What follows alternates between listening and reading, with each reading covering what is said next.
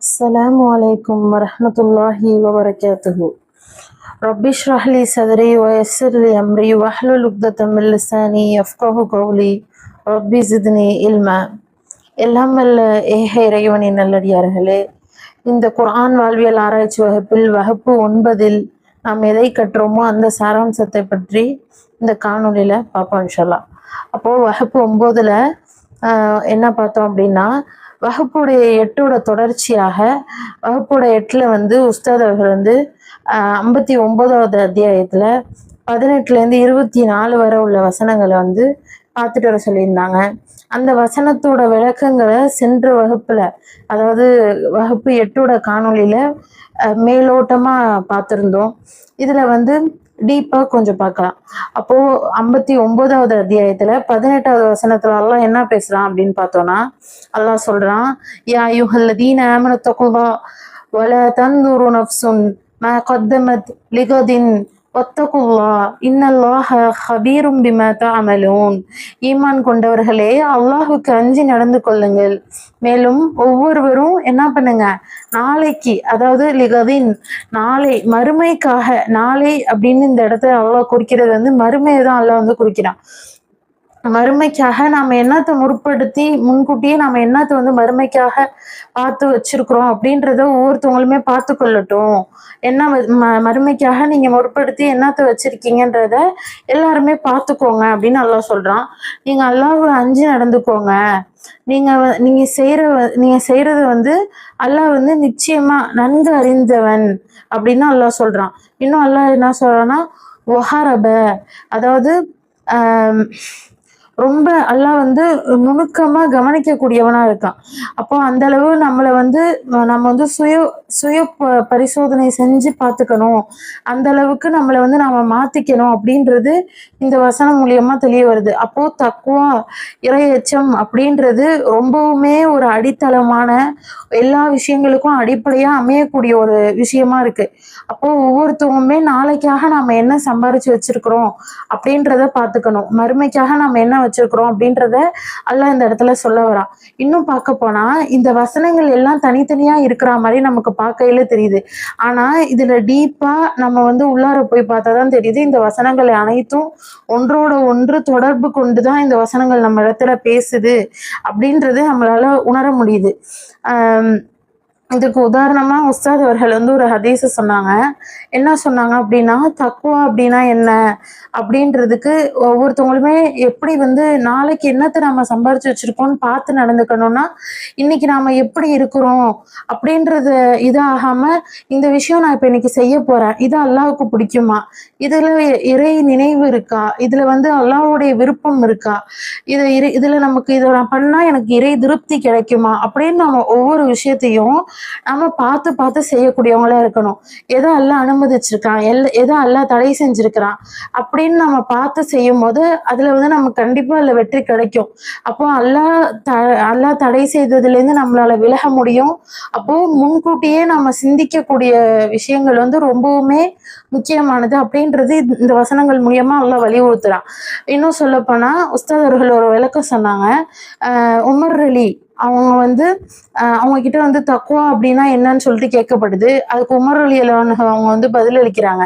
என்ன பதில் அளிக்கிறாங்க அப்படின்னா, முள் நிறைஞ்ச பாதையில நாம எப்படி கவனமா நடப்போம், ஐயோ இந்த இடத்துல முள் குத்திருமே அப்படின்னு சொல்லிட்டு ரொம்ப பார்த்து நடப்போம்ல, அந்த மாதிரி தான் நடக்கணும்.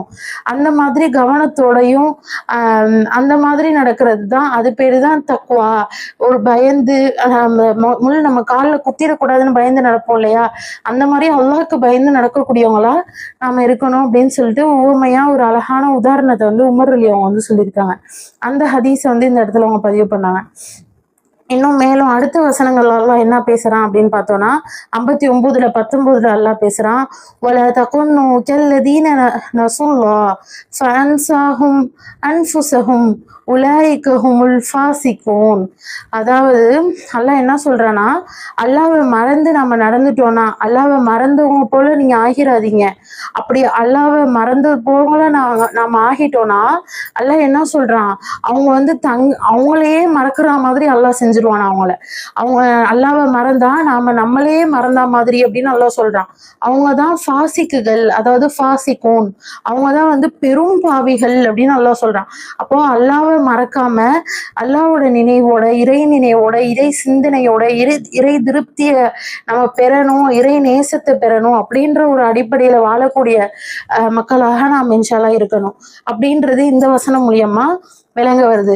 இன்னும் மேலும் அல்லாஹ் என்ன சொல்றான், 59:20 அல்லாஹ் சொல்றான், நரகவாசிகளும் சொர்க்கவாசிகளும் ஈக்குவலா இருக்க மாட்டாங்க, அவங்க 2 பேருமே சமம் கிடையாது. ஏன்னா சொர்க்கவாசிகளை வந்து அல்லாஹ் என்ன சொல்றான், அவங்க வந்து பெரும் பாக்கியம் உடையவங்க அப்படின்னு அல்லாஹ் சொல்றான். ஏன்னா சொர்க்கத்துல கிடைக்கக்கூடிய பரிசுகளும் அவங்களுக்கு கிடைக்கக்கூடிய அந்தஸ்துகளும் ரொம்ப உயர்வு. அதை வந்து அல்லாஹ் இந்த இடத்துல கம்பேர் பண்ணி அல்லாஹ் பேசுறான். இன்னும் அல்லாஹ் என்ன சொல்றான், 59:21 அல்லாஹ் சொல்றான், என்ன சொல்றான், லவ் அன்சல்னா ஹாதல் குர்ஆன் அல ஜபலின், அதாவது அல்லாஹ் சொல்றான் இதுல, நபியே, ஆல்ரெடி நம்ம இது பார்த்த வசனம் தான், நபியே நான் வந்து ஒரு மலை மேல இந்த குரானை வந்து நான் இறக்கி இருந்தா அந்த மலையானது என்ன ஆயிருக்கும், அது பயத்தால அது நடுங்கி பிளந்து போறதை வந்து நீங்க பார்த்துருப்பீங்க. இது வந்து மனிதர்கள் வந்து சிந்திக்கும் பொருட்டு வந்து இவ்வளவு இந்த மாதிரியான உதாரணங்களை வந்து நான் வந்து அவங்களுக்கு குறிப்பிடுறேன், விளக்குறேன் அப்படின்னு அல்லாஹ் சொல்றான். அப்போ மலையோட அல்லாஹ் கம்பேர் பண்றான். மலையானது எவ்வளவு கம்பீரமானது, உயர்வானது, திடமானது. அப்போ அந்த மலையவே அல்லாஹ் சொல்றான், அந்த மலை மேல நான் இறக்கியிருந்தேன்னா அந்த மலை வந்து பிளந்து போறத நீங்க பார்த்திருப்பீங்க. ஆனா இந்த மனிதர்களுடைய உள்ளம் வந்து அப்படி அதுக்கு வந்து இன்னும் அடிப்பணிய மாட்டிக்குது. அவ்வளவு பெரிய மலையே பணிஞ்சிருது, ஆனா மனிதரோட உள்ளம் அடிப்பணியல அப்படின்றது அல்லாஹ் வந்து இந்த இடத்துல உவமையா அல்லாஹ் பேசுறான். இன்னும் மேலும் அல்லாஹ் வந்து இதுக்கப்புறம் 22, 23, 24 ஆகிய வசனங்கள் எல்லாம் என்ன பேசுறான் அப்படின்னு பார்த்தோம்னா, இதெல்லாம் வந்து ஒரு முத்தகீன் அப்படின்றவங்க எப்படி இருக்கணும் அப்படின்றதெல்லாம் இதுல எல்லாம் பேசிட்டு, கீழே இந்த முத்தகீனா நம்ம ஆகணும் அப்படின்னா அல்லாஹை பத்தி தெரிஞ்சுக்கணுமா இல்லையா? அல்லாஹை பத்தி தெரிஞ்சுக்கிறதுக்காக அல்லாஹுடைய பண்புகளையும் அவனுடைய ஆற்றல்களையும் அவனுடைய இன்னும் சில செய்திகளையும் அல்லாஹ் வந்து குறிப்பிடுறான். மேலும் என்ன சொல்றான் அல்லாஹ்னா, அல்லாஹ் தான் உங்களுடைய இறைவன், அவன் தான் வணக்கத்துக்குரியவன், அவனை தவிர வேற யாரும் இல்லை, அவன் வந்து மறைவானதையும் அறிவான், வெளிப்படையானதையும் அறிவான் அப்படின்னு சொல்லிட்டு அல்லாஹ் பேசுறான். இன்னும் மேலும் என்ன பேசுறான் அப்படின்னு பார்த்தோம்னா, அதே மாதிரி வணக்கத்துக்குரியவன் நான் தான், வேற யாரும் இல்லை, அவன் தான் பேரரசனும் மிக பரிசுத்தமானவனும் சாந்தி அளிப்பவன், தஞ்சம் அளிப்பவன், பாதுகாப்பவன், அவன் வந்து யாரையும் மிகைப்பவன், யாவரையும் மிகைப்பவன், அடக்கி ஆழ்பவன், பெருமைக்குரியவன், இப்படியெல்லாம் அல்லாஹ் வந்து தன்னுடைய பண்புகளை வந்து இந்த இடத்துல அல்லாஹ் வந்து குறிப்பிடுறான். இணை வைப்பவற்றை எல்லாம் விட்டு அல்லாஹ் வந்து மிக தூய்மையானவன் அப்படின்னு அல்லாஹ் பேசுறான். அவன் தான் அல்லாஹ் படைப்பவன், ஒழுங்குபடுத்தி உண்டாக்குபவன், உருவம் அளிப்பவன். அல்லாஹ் தான் நமக்கு உருவத்தை தரான், அதெல்லாம் அல்லாஹ் இந்த இடத்துல குறிப்பிடுறான். அல்லாஹ்க்கு வந்து அழகிய திருநாமங்கள் இருக்கு அப்படின்னு அல்லாஹ் சொல்றான். வானத்திலையும் பூமியும் உள்ள எல்லா படைப்பினங்களும் அல்லாஹ் வந்து தஸ்பீஹ் செய்து துதி செய்து அப்படின்னு அல்லாஹ் சொல்றான். அப்போ வானத்துல இருக்க பூமியில இருக்க எல்லா படைப்பினங்களும் அல்லாஹ் வந்து துதி செய்து அப்படின்னு அல்லாஹ் அந்த இடத்துல குறிப்பிடுறான். அப்போ மனிதர்களாகிய நாம தான் வந்து அல்லாஹ் வந்து இது பண்ணாம நாம தான் வந்து அல்லாஹ்வை மறந்த நிலையில இருக்கிறோம் அப்படின்றது இந்த வசனங்கள் மூலியமா நமக்கு வந்து உணர்த்தப்படுது. இன்னும் அல்லாஹ்வை மறந்தவங்களா என்னைக்குமே இருந்துடக்கூடாது அப்படின்றது இந்த வசனங்கள் மூலியமா புரிய வருது. நாளைக்காக மறுமைக்காக நாம என்னத்தை சேமிச்சு வச்சிருக்கோம் அப்படின்றதும், அல்லாஹுடைய கம்பீரம் எப்படி, அல்லாஹோட பெயர்கள் எப்படி, அல்லாஹுடைய பண்புகள் எப்படி அப்படின்றதும் இந்த தொகுப்பு மூலியமா ஒரு தொகுப்பா அழகா இந்த அத்தியாயத்துல அமைச்சிருக்கிறது நமக்கு வந்து இந்த வசனங்கள் மூலியமா தெரிய வருது அப்படின்றத பார்க்கலாம். இன்னும் உஸ்தாத் அவர்கள் சொன்னாங்க, முத்தகீனா ஒருத்தவங்க ஆகணும், முத்தகீனா ஒருத்தவங்க மாறணும் அப்படின்னா அவங்களுக்கு வந்து அல்லாஹ்வுடைய பண்புகள் வந்து தெரியப்பட்டிருக்கணும். அல்லாஹ்வுடைய பண்புகளை வந்து அவங்க உள்வாங்கி உணர்ந்தா மட்டும்தான் அவங்க முத்தகீனா மாற முடியும். அல்லாஹ்வை பத்தி இன்னும் அதிகமா தெரிஞ்சுக்கிட்டாதான் அவங்க அந்த மாதிரி மாற முடியும் அப்படின்றத பத்தி பார்த்தோம். இன்னும் அதுக்காக ஒரு சார்ட் மாதிரியே செஞ்சுட்டும் வர சொல்லியிருந்தாங்க. அதுல வந்து உஸ்தாத் அவர்கள் சொன்ன வசனம் என்ன அப்படின்னு பார்த்தோம்னா, மூணாவது வசனத்துல, சாரி, 3வது அத்தியாயத்துல 76வது வசனம் சொன்னாங்க. வாக்குறுதியை காப்பவங்களுக்கு அல்லாஹ்வுடைய நேசம் கிடைக்கும் அப்படின்றத பத்தி அந்த வசனம் வந்து விளக்கும். என்ன விளக்கும்? பலமன் ஔஃப பிஹாதிஹி ஒத்தகு ஒத்தக இன்னல்லாஹ யுஹிப்புல் முத்தகீன். அப்படி அல்ல, யார் தம் வாக்குறுதியை நிறைவேற்றுகிறார்களோ, அல்லாஹ்வுக்கு அஞ்சியும் நடக்கிறார்களோ, நிச்சயமாக அல்லாஹ் தனக்கு அஞ்சி நடப்போரை நேசிக்கிறான் அப்படின்னு சொல்லிட்டு அல்லாஹ்வே சொல்றான். அல்லாஹ் யார் வந்து வாக்குறுதியெல்லாம் காப்பாத்தி அல்லாஹ்வுக்கு அஞ்சி நடக்கிறாங்களோ அவங்களுக்கு வந்து அல்லாஹ்வுடைய நேசம் கிடைக்கும் அப்படின்றத அல்லாஹ்வே சொல்றத நம்மளால பார்க்க முடியுது. அடுத்து பார்த்தோம்னா 3ல 120வது வசனம், சோதனைகள்லயும் சோதனைகள்லயும் பொறுமையா இருக்கவங்களுக்கு அல்லாஹ் வந்து பாதுகாப்பு தரேன்னு சொல்றான். அந்த அடிப்படையில் அமைஞ்ச வசனம் தான் இந்த வசனம். என்ன அல்லாஹ் இதுல பேசுறான்னா, ஏதாவது ஒரு நன்மை உங்களுக்கு ஏற்பட்டால் அது அவர்களுக்கு வருத்தத்தை கொடுக்கிறது. உங்களுக்கு ஏதாவது தீமை ஏற்பட்டால் அதற்காக அவர்கள் மகிழ்ச்சி அடைகிறார்கள். நீங்கள் பொறுமையுடனும் பயபக்தியுடனும் இருந்தால் அவர்களுடைய சூழ்ச்சி உங்களுக்கு எந்த தீமையும் செய்யாது. நிச்சயமாக அல்லாஹ் அவர்களை செய்வதை எல்லாம் சூழ்ந்து அறிகிறவன் அப்படின்னு அல்லாஹ் சொல்றான். இன்னும் இதுல நம்ம என்ன பார்க்க வேண்டியிருக்குன்னா, எந்த விதமான ஒரு இறையச்சவாதிகள் முத்தகைன்கள் எப்படி இருப்பாங்க அப்படின்னு பார்த்தோம்னா, அவங்களுக்கு ஏதாவது ஒரு நன்மை ஏற்பட்டாலும் அவங்களுக்கு வந்து அது வருத்தத்தை தந்தாலும் அவங்க அல்லாஹ்வை சார்ந்துதான் இருப்பாங்க. அவங்களுக்கு ஏதாவது ஒரு தீமை ஏற்பட்டாலும் அதுக்காக அவங்க வந்து மகிழ்ச்சி அடைகிறாங்க. அதுலயும் அவங்க அல்லாஹ்வை சார்ந்தா இருக்காங்க. இன்னும் பார்க்க போனா அவங்க பொறுமையோடையும் அல்லாஹ்வுடைய அச்சத்தோடையும் பயபக்தியோட இருந்திருக்காங்க. அதனால வந்து அவங்களுக்கு ஏற்பட்ட அந்த சூழ்ச்சிகள் வந்து எந்த தீமையும் செய்யாது. அவங்கள வந்து அல்லாஹ் வந்து சூழ்ந்து பாதுகாத்துக்கிறேன் அப்படின்னு அல்லாஹ் சொல்றான். அப்போ சோதனைகளிலும் பொறுமையோட இருந்தா வந்து அல்லாஹ்வுடைய பாதுகாப்பு நமக்கு கிடைக்குது அப்படின்றத இந்த வசனங்கள் மூலியமா நம்மளால உணர முடியுது. அடுத்த முத்தகீனோட பண்பு எப்படி இருக்கணும் அப்படின்னு பார்த்தோம்னா, ஈமானோட இருந்தா அல்லாஹ் வந்து நமக்கு பரக்கத்தோடைய கதவுகளை திறக்கிறேன்னு சொல்றான். என்ன அதுல அல்லாஹ் பேசுறான் அப்படின்னு பார்த்தோம்னா, 7வது அத்தியாயத்துல 96வது வசனத்துல அல்லாஹ் பேசுறான். நிச்சயமாக ஊர்வாசிகள், இதுல வந்து அல்லாஹ் வந்து ஒரு கிராமவாசிகள் பற்றி வந்து அல்லாஹ் இந்த வசனத்துல பேசுறான். நிச்சயமாக ஊர்வாசிகள் ஈமான் கொண்டு அல்லாஹுக்கு அஞ்சி நடந்திருந்தால் நாம் அவர்களுக்கு வானத்திலிருந்தும் பூமியிலிருந்தும் பாக்கியத்துகளை திறந்து விட்டிருப்போம். ஆனால் அவர்கள் நபிமார்களை நம்பாது பொய்ப்பித்தனர். ஆகவே அவர்கள் செய்து கொண்டிருந்த பாவத்தின் காரணமாக நாம் அவர்களை பிடித்தோம். அதாவது அந்த ஊர்வாசிகள் வந்து, அந்த கிராமவாசிகள் வந்து அல்லாஹுக்கு அஞ்சி நடந்திருந்தாங்கன்னா அல்லாஹ் என்ன பண்ணியிருப்பானா, வானத்தில இருந்தும் பூமியிலிருந்தும் அல்லாஹ் அவங்களுக்காக பரக்கத்தோடைய பாக்கியங்களை வந்து திறந்து விட்டுருப்பானா. ஆனா அவங்க அப்படி நடக்காம நபிமார்களை வந்து பொய் அப்படின்னு சொல்லிட்டு பொய்ப்பிச்சாங்க. அதனால வந்து அவங்களோட பாவத்தின் காரணமாக நான் அவங்கள பிடித்தேன் அப்படின்னு அல்லாஹ் சொல்றான். அப்போ ஈமானோட இருந்தா பரக்கத்தோட கதவுகளை வந்து அல்லாஹ் நமக்காக திறப்பான் அப்படின்றது அந்த வசனங்கள் மூலியமா தெரிய வருது. அடுத்து என்ன அல்லாஹ் பேசுறான் அப்படின்னு பார்த்தோம்னா, 8வது அத்தியாயத்துல 29வது வசனத்துல அல்லாஹ் பேசுறான். தக்குவா வந்து எந்த அளவு முக்கியம், அது வந்து அல்லாஹ் வந்து ஃபுர்கான் அப்படின்னு சொல்றான். அது ஃபுர்கான் என்ன பண்ணும், சரி எது தவறு எது அப்படின்ற வேறுபாடுகளை வந்து பிரிச்சு காட்டக்கூடியதான் இந்த குர்ஆன். அதோட இன்னொரு பேர் தான் அல்லாஹ் ஃபுர்கான் அப்படின்னு குறிப்பிடுறான். சரி எது தவறு எது அப்படின்ற வேறுபாடோட காட்டும். அததான் அல்லாஹ் இந்த இடத்துல சொல்றான். யா அய்யுஹல்லதீன ஆமனூ இன்னத்தகுல்லாஹ் யஜ்அல் லக்கும், அதாவது ஈமான் கொண்டவர்களே, நீங்கள் அல்லாஹ்வுக்கு அஞ்சி நடந்து கொள்வீர்களானால் அவன் உங்களுக்கு நன்மை தீமையை பிரித்தறிந்து நடக்கக்கூடிய நேர்வழியை காட்டுவான். இன்னும் உங்களை விட்டும் உங்கள் பாவங்களை போக்கி உங்களை மன்னிப்பான். ஏனெனில் அல்லாஹ் மகத்தான அருட்கொடையுடையவன் அப்படின்னு அல்லாஹ் சொல்றான். நீங்க வந்து என்ன பண்ணுங்க, அல்லாஹ்வுக்கு அஞ்சி நடந்துக்கிட்டீங்கன்னா அல்லாஹ் என்ன பண்ணுவானா, நன்மை தீமை எதுன்னு நமக்கு பிரிச்சு காட்டுவானா. நன்மை தீமை எதுன்னு அல்லாஹ் நமக்கு பிரிச்சு காட்டிட்டாலே நம்மள்ட்ட இருக்க பாதி பிரச்சனை போச்சு.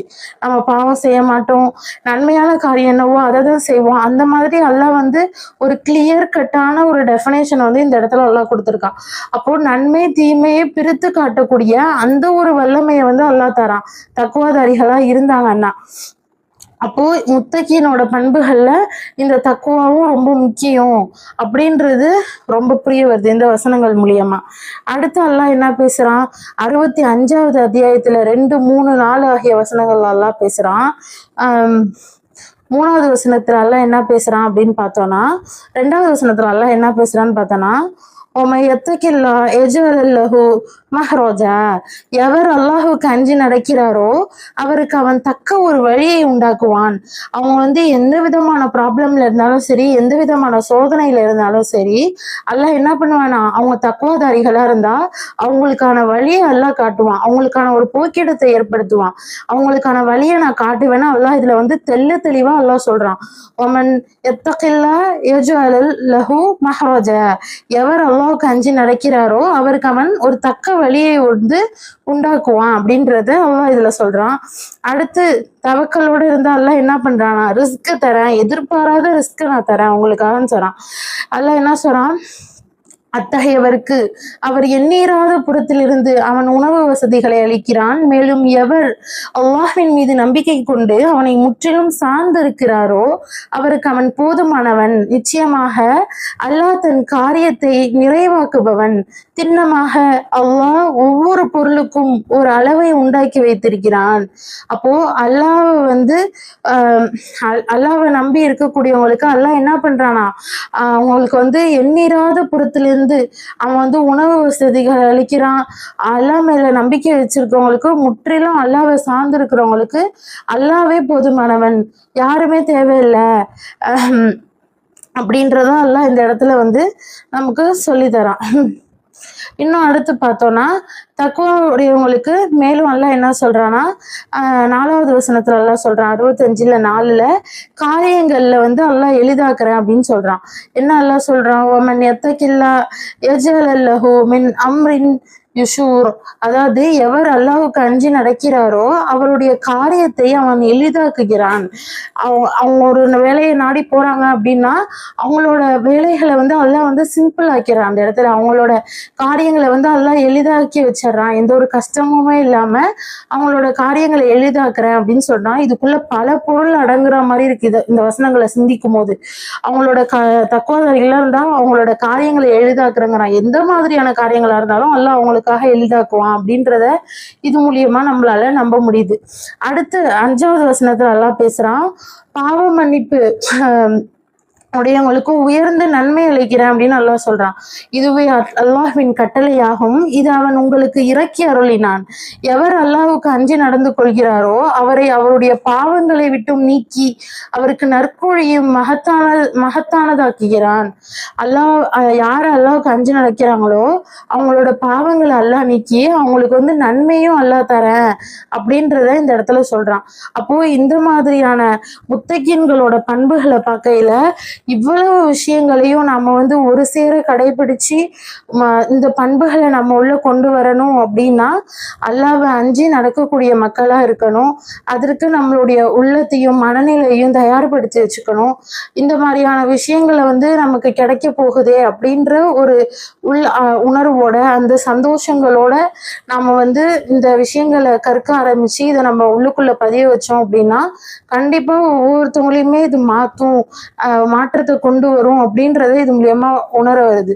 இன்னும் முத்தகீன்களோட இறுதி நிலை எப்படி இருக்கும் அப்படின்னு பார்த்தோம்னா, 54 அல்லாஹ் சொல்றான், நிச்சயமாக அல்லாஹ்வை அஞ்சுபவர்கள் சுவனங்களிலும் நதிகளிலும் இருப்பார்கள் அப்படின்னு அல்லாஹ் சொல்றான். இந்த மாதிரியான பரிசுகளையும் அல்லாஹ் முத்தகீன்களை இப்படிலாம் நீங்க முத்தகீன்கள் இப்படிலாம் இருப்பாங்க, நீங்க இப்படிலாம் இருங்க அப்படின்னு அல்லாஹ் பல இடங்கள்ல குர்ஆன்ல பேசுறான்.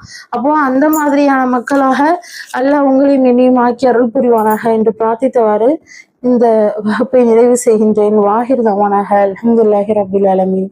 அஸ்ஸலாமு அலைக்கும்.